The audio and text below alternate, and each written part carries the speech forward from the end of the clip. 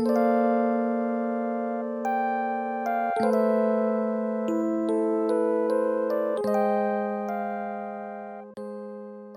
of last month, it's officially been 5 years since Infinity Train first began airing, and in the time since, I haven't stopped thinking about it. Before its untimely cancellation and across its 4 seasons, or books as the show calls them, the series only ever actually had 40 quarter-hour outings, or a little under 8 hours of content, less than a good chunk of its contemporaries received in their first season. Despite this though, and everything else going against it, Infinity Train still managed to include countless really interesting dissections of countless really interesting ideas, all done in countless really interesting ways, and that's what I hope to explore in this series of videos. As you could probably guess from this video's title, this is only the first in what's hopefully going to be 4 videos I make on this show, so I think it's worth it to go ahead and talk about how exactly I'm planning on structuring this whole thing. While each video is going to largely focus on one book, all 4 will contain discussion of aspects and spoilers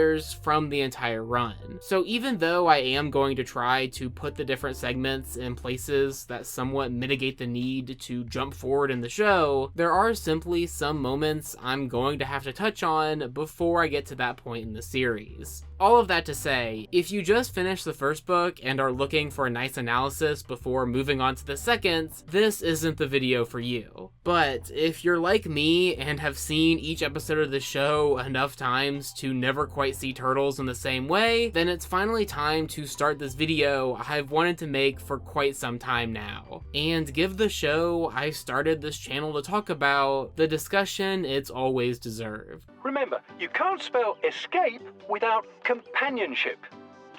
Companionship? Before actually getting to the first episode, I think it's worth it to do a brief overview on the premise and the general structure of the show. I'll leave most of the thematic stuff for a different segment of this video, but for starters, Infinity Train is, at its core, an anthology series, with each of the 4 books focusing on a different group of characters' journey on the train. And while at this point we've all had some time with this premise, it's still a little bit weird that Cartoon Network ever let the show operate in this way. Like, no other show on the channel works in this way, with constantly swapping main characters, but nevertheless, Infinity Train takes full advantage of this fact, leaving us with 13, well, 12 and a half different main characters that we follow, with each one being almost entirely unique. Seriously, despite a good chunk of the characters in this show having very similar general goals, none of them are really comparable with any other one, something that's actually quite impressive given their limited screen time. I mean, you'll see as I give each one their own segment, but there are several characters in this 40 episode show that I find to be genuinely captivating.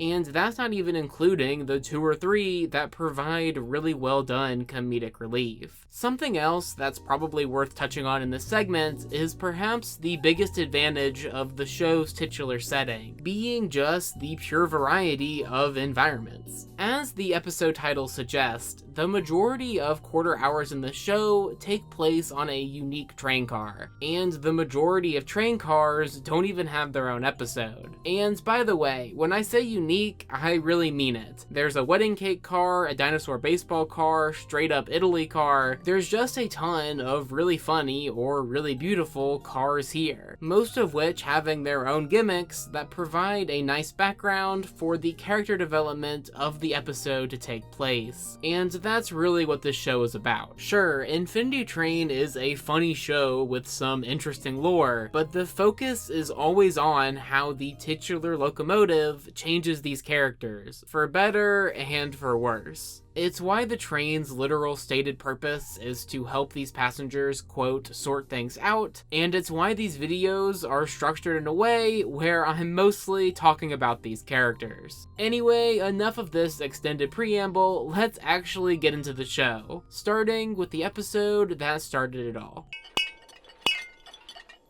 He can't can't speak. Just like Atticus. Huh? As the premiere episode, the grid car obviously has the job of introducing us to various aspects of the series, largely divided into two groups, Tulip and the train. To start with the former, just as the series does, I absolutely love how the show chooses to handle our main character's story right from the jump. While the idea of following a protagonist after their parents' divorce wasn't exactly invented by the show, I'd be hard-pressed to name another series who tackles it this bluntly. It's even something that's almost addressed by the show itself, as after Tulip's friend Michaela dances around the topic by describing her parents as not married and things as being different, she's cut off by our protagonist calling them divorced, and the episode showing us how Tulip feels it's ruining her life. It's actually a pretty brutal opening scene, with Tulip's mother having to explain to her daughter that her and Tulip's father can't follow through with their promise to take her to game design camp, only for it to immediately be thrown back at her face. It's kind of a blink and you miss it moment that the Tulip-centric episode obviously skips past, but the actual reason that her mother wasn't able to take her to camp after her father bailed is because she was scheduled to work as much as possible while her daughter was gone. Tulip's mother was planning to spend her child's absence doing as much as she can to support both of them,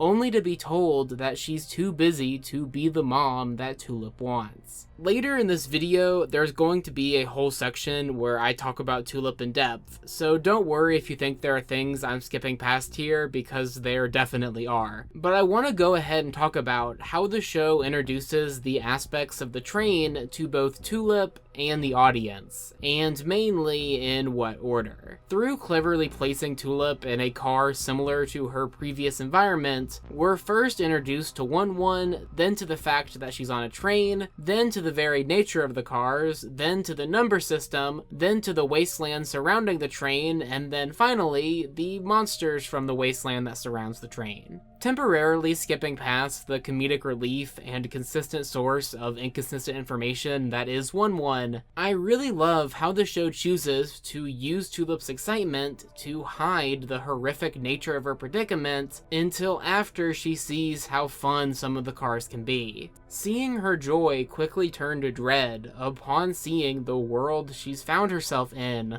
just makes for a great representation of the general tone of the show. Sure, there are a bunch of really fun cars, but each passenger is still stuck going through an infinite series of potentially deadly predicaments, during which their hand is mysteriously branded with a number that's usually going down, all while escape is prevented by both a vague force as well as less than vague, giant, face-sucking, cockroach-esque beings. Getting back to that number system, it's both the idea that will propel the next few episodes and the concept that will structure the next few seasons. We'll continue to touch on that second idea about 1,000 or so times throughout the rest of this retrospective, but to stick to this episode, it's Tulip's anxiety regarding this number that causes her to seek out a conductor, serving as her goal for pretty much the entire season. This premiere ultimately ends on that note, with Tulip glancing at her newly unfamiliar hand, unsure of what she'll encounter next. As we'll continue to talk about, this show will have a ton of tremendous episodes, and there will ultimately be ones that are quite a bit more impactful than this series opener, but none of that takes away from just how great it truly is. In a quarter hour that truly flies by, we get a good grasp on the emotional journey that Tulip needs to take and the fascinating setting that it'll take place in, all while asking just the right amount of questions. A really impressive start to a really impressive series, and I really hope I won't spend this long on every other episode. If the grid car was about Tulip's predicament both on and off the train, then the beach car is about how she feels about it. Sure, we get introductions to both the cat, perhaps the most interesting character in the show, and Randall, perhaps the funniest character in the show, but the real core of this episode is about establishing what exactly Tulip is willing to do to get off this train. Anyway, I'm getting ahead of myself here, so let's get back to what Tulip actually reveals about herself in this episode, which mostly revolves around her relationship with her parents. While there are some characters in this show on the train because of their shitty parents, I think this episode does a good job highlighting that this doesn't apply to Tulip. Sure, their divorce is obviously affecting her, but it's only affecting her so much because of the relationship that she treasures with both of them. This idea is something that's continued in my favorite episode of the season that we'll get to in a bit, so let's table that for a second and talk a tiny bit about the other characters in this episode, starting with the cat.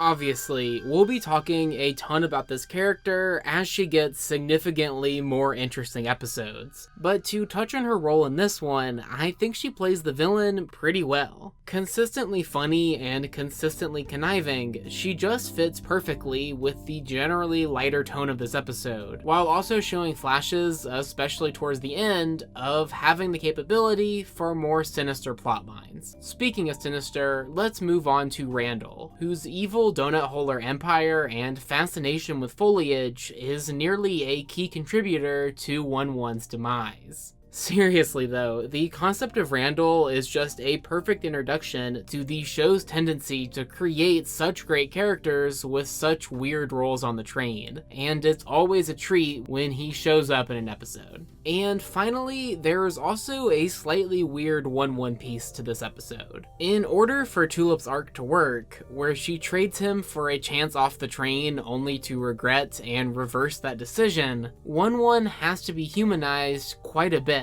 which is actually something the show doesn't really love to do. See, in order for the series to portray the train in the way that it wants to, 1-1 can't be this super understanding and human-like character. And yet, for this episode, and one more later in the season, he just has to be. It's not something to complain about per se, and it does help create this nice moment here, but just keep a tab on it for later. Anyway, that's about all there is to say for that episode, so let's keep things moving and meet our tertiary member of the crew, Atticus, who rules as the King of Corginia in the Corgi car. We'll get to that good boy in a second, but first, there is something special about this episode, which is that it is actually a pretty close adaptation of the pilot that helped the show get greenlit. Give or take a fart car and a few designs that thankfully got updated, and these two episodes are pretty much the same. This does have the side effect of a few things in this one being a bit weird, such as Tulip randomly having her old design for a shot, and the steward making a callback to a version of the first episode that we didn't get, but it's nothing that you would likely notice if you weren't looking for it. Anyway, getting back to this episode, the big journey for Tulip here is her learning that she has to slow down and not expect things to immediately resolve, something that applies to her predicament on and off the train. It's actually really interesting how the show chooses to portray this at the beginning, with the viewer's desire to see more of these really fun cars that Tulip just flies through, also reflecting the fact that it would, somewhat ironically, help Tulip with her goal of getting off the train if she would just slow down. Anyway, ultimately the way that Tulip learns this lesson is through the aforementioned canine companion and the rest of his kingdom. Obviously, there is a ton to love about the entirety of Corginia, even Ugly Erwin, but the focus and the highlight is easily their stoically lovable ruler, King Atticus. Now, since the section of this retrospective about this furry hero is unfortunately in the next video, as I wanted to group him together with the other companion mammal from the show, I do want to quickly touch on him here. He's just great.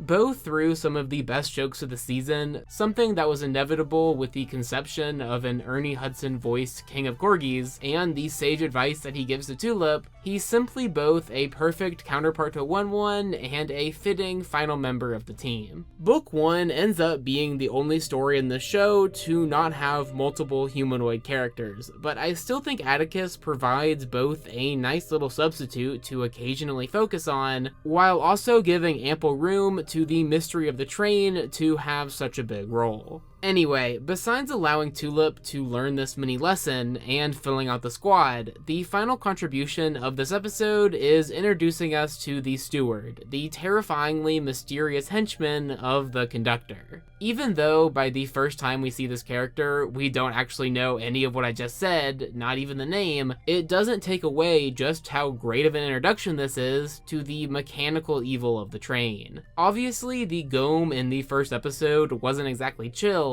but this feels like the first time in the series where it becomes clear that the train itself, at least in its current state, isn't exactly overly friendly. However, besides just causing her to wonder why it stopped attacking upon seeing her robot companion, this somehow doesn't really dismay Tulip, taking the advice of Atticus, deciding to slow down, and taking her time as she proceeds into the next car. Speaking of which, in comparison to the last 3 episodes, the Crystal Car just doesn't have as much to really talk about. Sure, the details that we learn about Tulip's family here do a good bit to help the next episode hit as hard as it does, but really, the bulk of this one is spent just trying to create a low-stakes little outing for our gang, and I think it's actually quite enjoyable. When I rewatched the entire show in preparation for making these videos a few weeks ago, I really don't think that there was a single quarter hour that I remembered more jokes from, as this one just hits from all angles. Great dog stuff with Atticus, memorable one-liners from 1-1, a perfectly ridiculous amount of perfectly campy song parodies. It's just perhaps the easiest watch of the show. So while this may not be the most groundbreaking or impactful episode of the series, as Tulip pretty much just learns a slightly different version of the lesson from the last episode, it's just too enjoyable for me to even come close to insinuating that the quarter hour would have been better spent on some lore or some drama or whatever.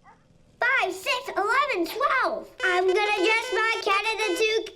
I'm gonna dress my dog in a toque. Alright, we've been going through episodes for like 10 minutes now, so I thought it'd be nice to take a break and talk about something a little bit different. Now, spoilers for the rest of these retrospectives, I guess, but the majority of these little breaks from episode talk are going to be focused on one particular character. Something that would feel a bit wrong to do only 4 episodes in. So instead, I just wanted to say a little bit about an aspect of the show that's pretty stellar from minute 1, being the soundtrack, and really the totality of the sound design. In general, I think the soundtrack is something that cartoons tend to get right more often than not, as I can think of several bad shows with great soundtracks and pretty much none of the reverse, but it really is really impressive how distinct the show's music is. Seriously, go to the Book 1 soundtrack, somehow find a way to stop listening to the Boogie Bash bonus track, and just try to find a single song here that could fit in any other show. The synths here are just so unique in comparison to the series' contemporaries, and that's something that extends to the little motifs that play whenever characters like the cat show up. Chrome Canyon, who seems to be the composer most frequently credited, definitely did such a stellar job in creating such an interesting soundscape, and it really is quite a bummer that we didn't get soundtracks for the last 3 books. There are a few moments later in the show that are simply too musically great to not bring up on their own later, but for now, I just wanted to break up the monotony of these episode breakdowns with some appreciation of some truly stellar work.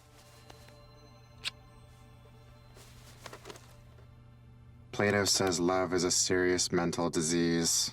Obviously, or I wouldn't be doing this retrospective, I really like a lot of episodes of this show, but it'll be a while before we get to the next one that I love as much as The Cat's Car. Even before getting to the really great stuff here, just the little interactions between the now outed as bad news feline and our tighter than ever crew are great, with Atticus adding a nice little wrinkle to this whole thing. But then we get about 7 minutes of nearly perfect television. Something that Infinity Train will consistently use to create these terrific episodes, including 2 of the 4 episodes I like more than this one, is its concept of a tape that shows the memories that got you onto this show in the first place. When viewed by somebody else, it's basically just a clip show of terrible things happening to you. But when viewed by oneself, it becomes a true torture chamber, as we watch Tulip's memories being twisted and pulled into something completely visually foreign, yet brutally familiar.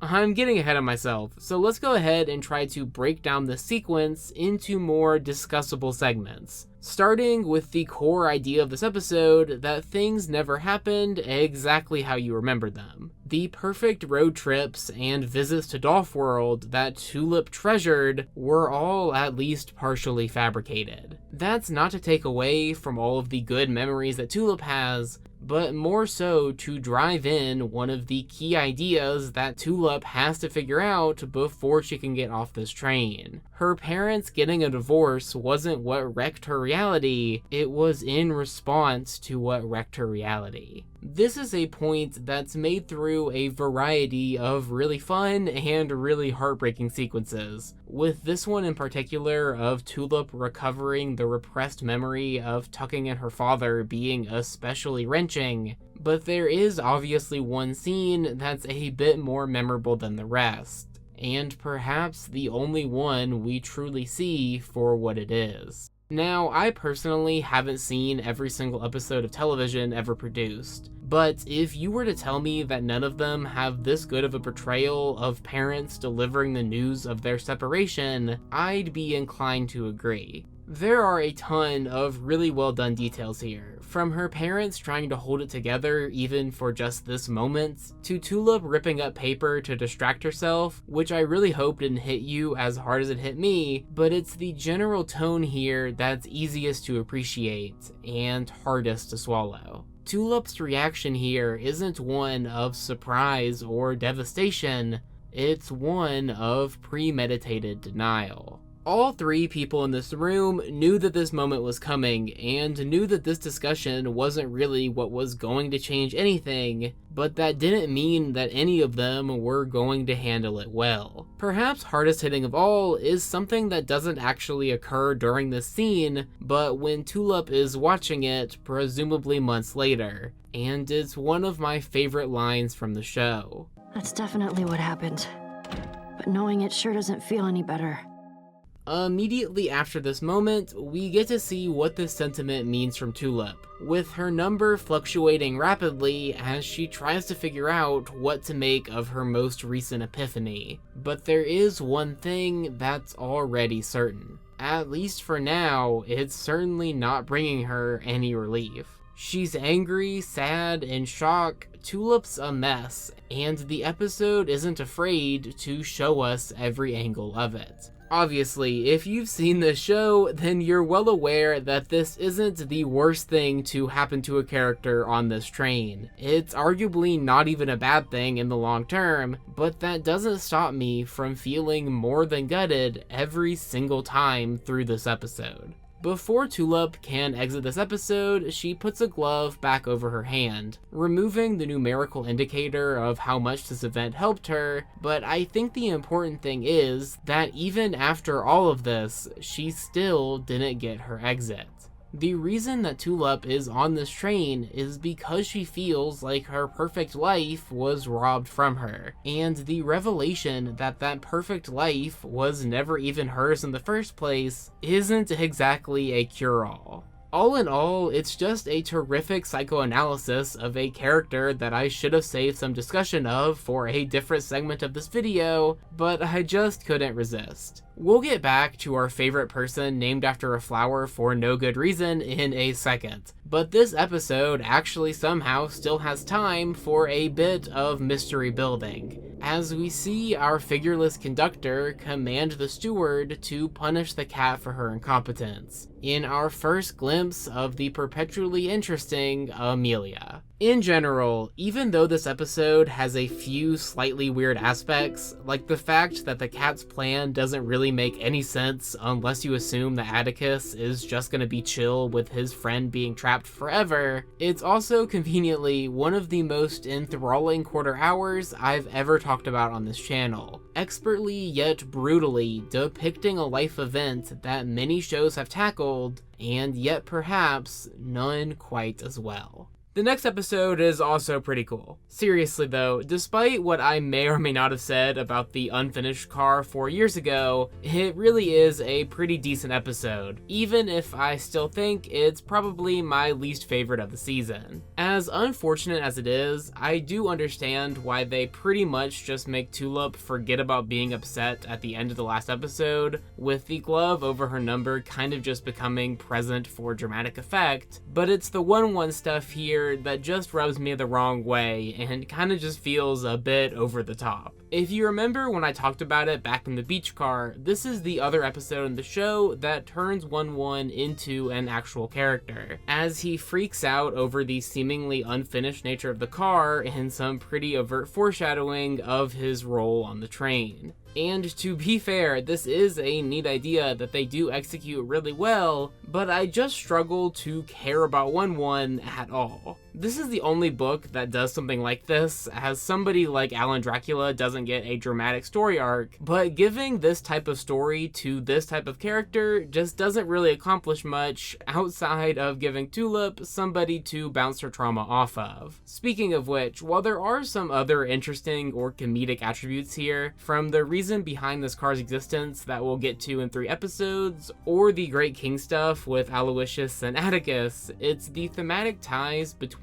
what 1-1 and Tulip are experiencing that by far make up the most interesting part of the episode, and it's exactly as hit or miss as the rest of it. To start with the miss, I feel like this episode unnecessarily makes a link between 1-1 feeling at fault for the car and Tulip feeling at fault for her parents' divorce, when I really don't think that was ever Tulip's issue. I really thought that the cat's car did a good job in showing how, even though Tulip understands that the situation isn't her fault, how she still feels a need to fix it. A pretty unique take on this commonly addressed situation, and then this episode just kind of ignores that. I get why they did it, it's something that most shows would do, but it's still not exactly ideal. To stop being a bummer though, something that I did find really interesting on this watch is how the denizens of the unfinished car can be used to both showcase how Tulip can positively and negatively react to her situation. When our gang arrives, the turtles have taken their literally broken home and still made a nice life for themselves, just as our protagonist needs to do. However, on the other hand, when their environment is changed, they all freak out about how their way of life will never be the same, just as Tulip did as well. It's nothing mind-blowing, but just a neat little parallel that I personally enjoyed more than the 1-1-1 they shoved in our face. Anyway, all in all, this is just a good episode of a fantastic show, which makes it look weak in comparison, but there's still plenty to find that's easy to enjoy. Speaking of episodes with plenty to enjoy, next up is the Chrome Car, which has a lot of things I'm going to save for a different video. Since both the Flex and who they're chasing will have a much bigger role in the following season, I'm not going to fully dive into their characters yet, but I will say that all 3 of them fit really well in their role here. Tulip's reflection, who I'll call MT until we get to the point of the series where she gets a name, is actually pretty unique for the show even before we get to the next season, as the first local single episode denizen that I'd fully classify as a character. Sure, Randall is fantastic, and who could forget about Mildred the T-Rex, but MT is an actual character that you quickly feel bad for, as she describes the feeling of being trapped in her role and unable to explore the world and find out who she really is. And it's just so interesting, and I could talk about it forever, but I'd just be giving you the cliff notes of the book 2 video. As for the stuff I do want to talk about though, Tulip's lesson here is again pretty simple, but I think they handle it pretty well. It's almost kind of difficult to make the connection between what she's doing and what she's learning, but I think the takeaway here is supposed to be that Tulip should reach out to her friends instead of shunning them in time of struggle, just as her and MT had to reach out to each other in order to escape. Even with all of that, the obvious focus here is on setting up the following book story, which I think was plenty worth it. There is one more thing left to talk about though, which is the revelation this episode ends with that Tulip's number is all the way down to 3. Something that should be expected considering the progress of the last 3 episodes, but still a nice feel-good moment heading into the sure-to-be equally feel-good next episode. In general, while I know I'm skipping past this episode a bit faster than some would prefer, I promise that's not representative of its quality. It's a really fun episode filled with really interesting ideas, just ideas I'd like to save discussion for a little bit later. Moving on, episode 8, the ball pit car, is just a pretty chill adventure. Seeing all 3 members of our trio just having a good time exploring such a low-key car is just adorable, and the dynamic between the group has simply never been better. It is a bit weird how much emphasis they put on Atticus's decision to travel with Tulip, but it's hard to focus on that or the weird shadows in the windows when it's just such a fun episode. Speaking of which though, now that I think about it, it is a little bit weird to put an episode like this so late in the season. You'd think they'd want to go ahead and...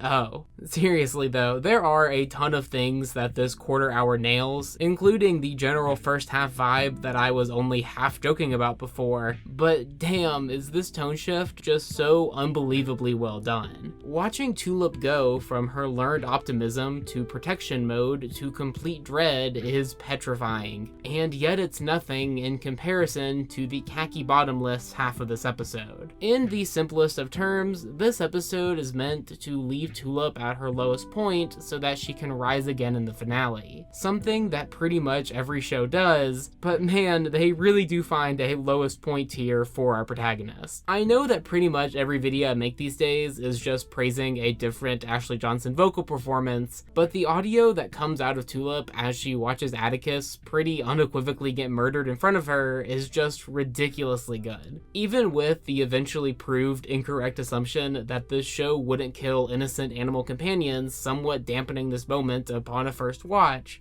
Going from the extreme high of Atticus finally avenging his kingdom to him losing any sense of dignity as he's turned into a gnome is just so utterly affecting. But despite everything I've talked and haven't talked about, all of the theatrics of the supposed deaths and revivals and cool details and shots and everything else, it's the quiet tears as we cut to credits that cut the deepest. While the mathematics of the number system in this show have always been somewhat vague, with the numbers pretty clearly not directly correlating to a quote-unquote trauma score, and more or less just being relative to whatever your number was before any given moment, none of that really matters when determining how close Tulip was to getting off the train. Her number was a 3, she was excited to get back to the home she fled from, but still willing to slow down and let things come to her. Everything was coming up Tulip, only for it to be immediately taken from her, and it's incredibly devastating. If it wasn't for the horror masterpiece of the show's 5th episode, then the ball pit car could easily be the best episode of a truly terrific season. It just does so well at transitioning from joy to dread to chaos to misery,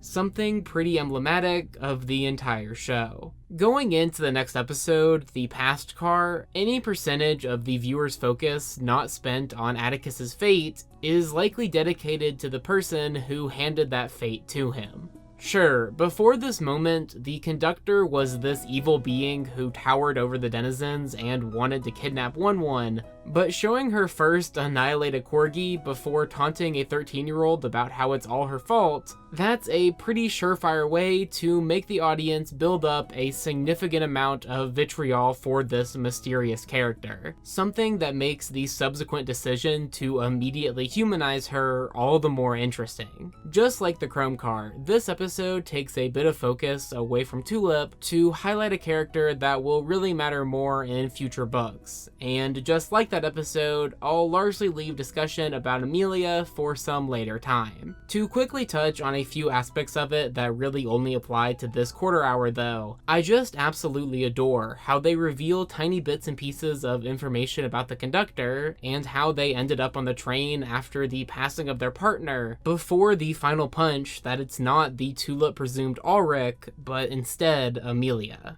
On the surface, this last-second swap seems like it shouldn't be that important, as the gender of the person behind this evil force kind of seems like the least important thing to focus on, but I think it works in the sense that it's the full confirmation that nothing that Tulip assumed about her adversary was accurate. Even though she knew nothing about the leader of this train, she always referred to him as male, and the revelation that even this one assumption was wrong just completely causes Tulip to reconsider everything that she thought she knew. One of my favorite parts of Avatar has always been how the first 2 seasons portray Ozai as this big bad shadowy figure, only for his normal appearance to eventually be revealed, and this moment here hits a lot of the same beats. But even though this episode is largely filled by Amelia's tape, it also serves as the culmination of Tulip's story, as indicated by the fact that she's gotten her exit and officially, quote-unquote, sorted it out. Of course, even though it was temporarily affected by the whole Atticus situation, Tulip was pretty much done before this episode started, so I like how her final revelation here was still somewhat low-key. In this episode, she doesn't really learn anything new about herself, as she had already figured out that she was running from the changes in her life out of fear for the future. Her final epiphany is more of a warning. What will happen if she doesn't stop running? Both Amelia and Tulip had something traumatic occur to them and found themselves on the train trying to flee from it,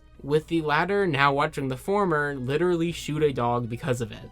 Tulip got a peek down the path she was headed and finally understood what she had to do in order to prevent it. Of course, as I seem to mention at the end of all of these, this episode has a ton of other stuff to appreciate too, such as the cat not understanding why Tulip would help her for free, or the ridiculously neat detail of the unfinished car having details from Amelia's tape, something the show takes in a somehow more interesting direction in about 12 episodes or so, but in general, a lot of it truly serves as setup for the different aspects of the season finale and the future of the characters that will remain on the train. But before getting to that final episode of the book, I think there's a character we can finally take a closer look at. After all, you're my favorite person, arbitrarily named after a particular kind of flower. One that bounces back. Of course, Tulip is indeed in the season finale, but there really isn't a ton of character development there, especially since she's deemed fixed at the end of episode 9, so I think it's safe to go ahead and do the big Tulip section of this video. In comparison to the other protagonists that this show will have, Tulip is unequivocally the most like a typical cartoon main character. She's into nerdy stuff, she's smart for her age, she struggles to maintain connections with other kids. Pretty much every aspect of her character could be found in the protagonist of one of the show's contemporaries. Ultimately, I think this is something that the show does intentionally, in order to properly introduce us to the less than typical kids cartoon world of the series, and I think it works really well in that regard. But even with all of that, I still find Tulip to be this immensely interesting character, both because they absolutely perfect a lot of her more typical attributes, and through the little intricacies they give her in order to help her stand out. To start with the former, obviously Tulip's big problem here is how she's reacted to the news and the aftermath of her parents' divorce. It's something that's caused her to distance herself from friends, become increasingly impatient and non-understanding, and ultimately fearful of her future. All things that she slowly overcomes throughout this book. We've already touched on many of the terrific ways that they do this, including the brilliance and arguably most impactful events within the cat's car, but I think my favorite general thing they do here is allow Tulip to come to her own conclusions.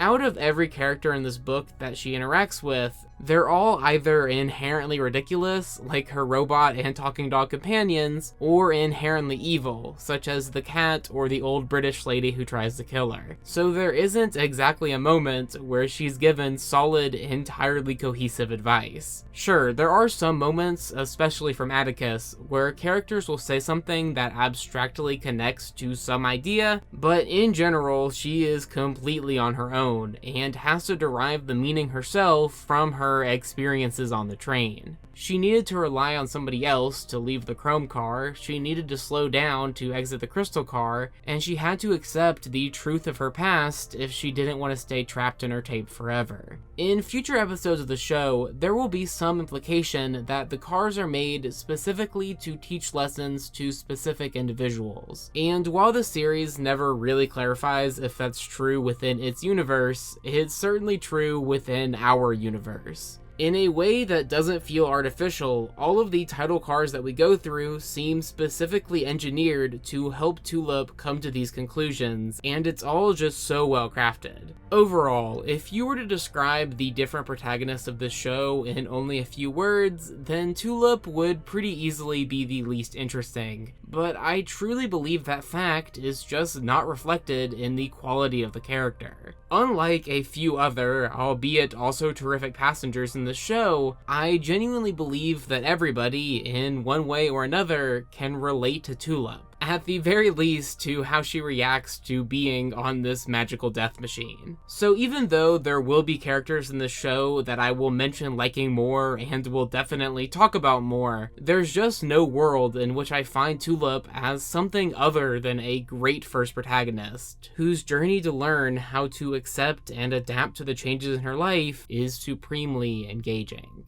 I'd like to introduce you to my mother. Isn't she pretty? She's got a real heft to her. As you'd expect, and as I just talked a little bit about, although Infinity Train is obviously a very experimental show, Book 1 is the least experimental book, with Episode 10, The Engine, being a not-so-experimental season finale. This isn't to say that it completely sucks or anything, as it's actually a pretty great episode, but it definitely throws character development to the side in exchange for theatrics a bit more than any other episode. Speaking of which, with Tulip already having her exit and her arc being pretty much done, the only real bookends to her story here is this moment where she rejects the offer of a car built to feel like her old life, and this moment where she tells Amelia that living in the past prevents one from being able to move forward. Two things that we already watched her learn, but it was nice to see her put it into practice. Other than that though, this finale is really split into an action half and a bittersweet goodbyes half. So let's go ahead and start with the former and this kick-ass fight against the conductor.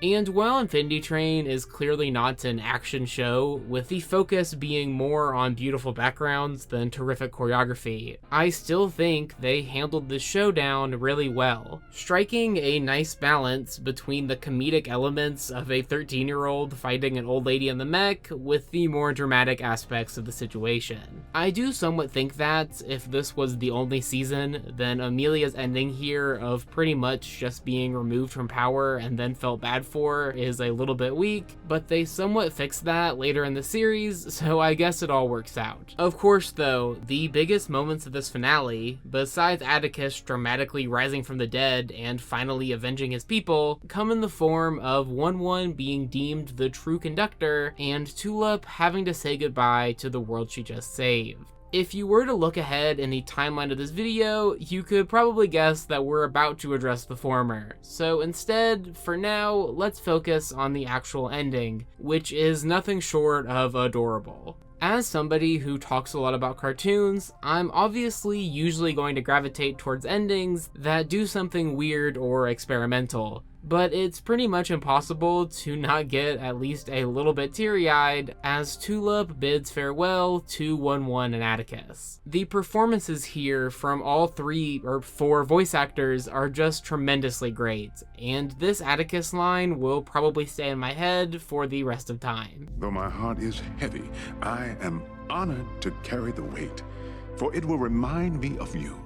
Finally, even though Infinity Train is a show about what happens on the train, we do get a bit of an epilogue to make sure that our main character is going to be okay. And although I would have loved a lengthy and time-consuming explanation of how the fact that Tulip was gone for 5 months and no longer has a reflection wasn't somehow a bigger deal, I'm ultimately glad that they instead spent their final few moments showing that Tulip and her parents, despite the past, were able to move forward. Overall, while I can complain all I want about how I would have preferred it to be more experimental or artsy or whatever, there's no arguing the fact that this finale was more than solid, providing some nice action, some bittersweet emotions, some subtle and unsubtle hints towards the future of the show, and a nice resolution for our characters.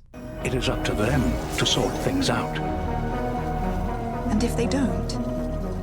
Then they die here.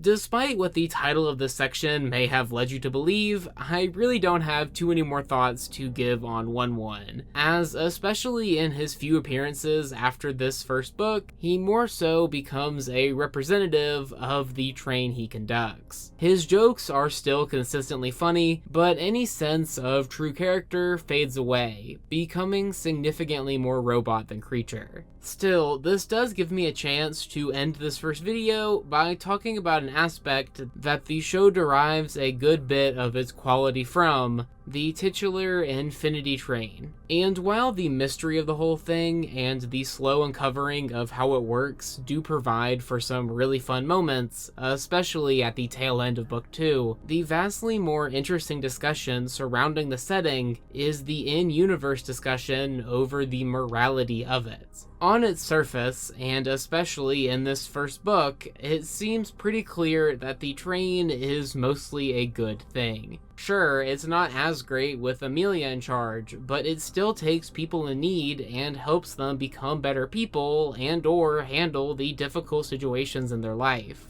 But then, as the show gets darker, so does what we learn about the train. How some denizens feel trapped, how some kids never get off, and just generally how, if you don't fit the perfect Tulip mold of learning how to be better, the train just doesn't care about you. Obviously, the concept of a show exploring the downsides of an idea that sounds great on paper isn't something that Infinity Train invented, but I do think they pull it off really well. In general, after the 4 books that we got, I think the show wants you to come away with the idea that, while the train may be well-intentioned, it ultimately does more harm than good. But I wouldn't think it crazy if somebody had a different view on it. But even without all of that, which I could talk about forever and will certainly bring up again, the train is just this perfect idea that truly sets up so many really interesting plot lines. Even besides the variety of train cars giving each episode its own unique setting,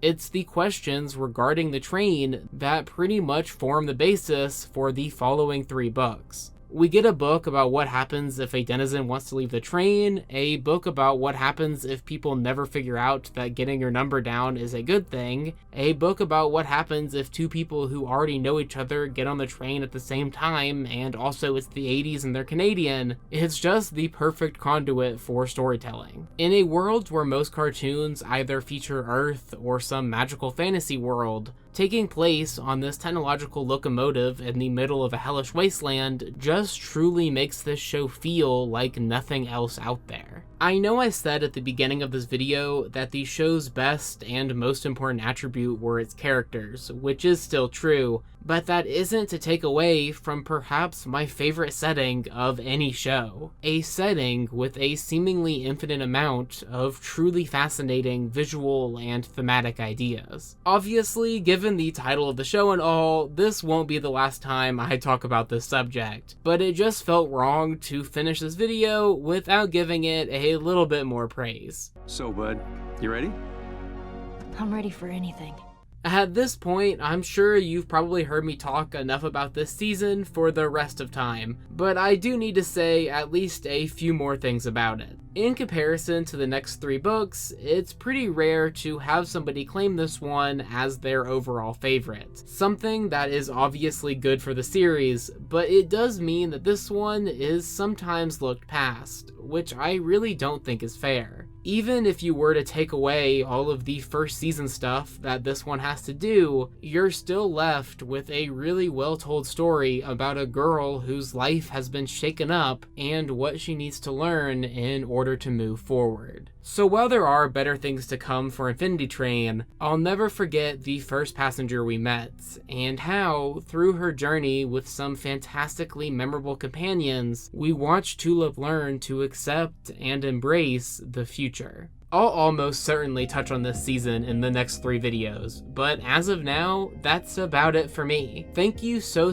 much to everybody who made it this far in this one. As I mentioned like 40 minutes ago, for my own sanity, I'm not going to do all 2+ hours of Infinity Train analysis back to back. So my guess would be that I hit book 2 around the middle of October, but you can always check my Twitter for excuses when it doesn't happen. Either way though, this has been AmpleSamuel, and my voice is entirely gone. Thanks for watching.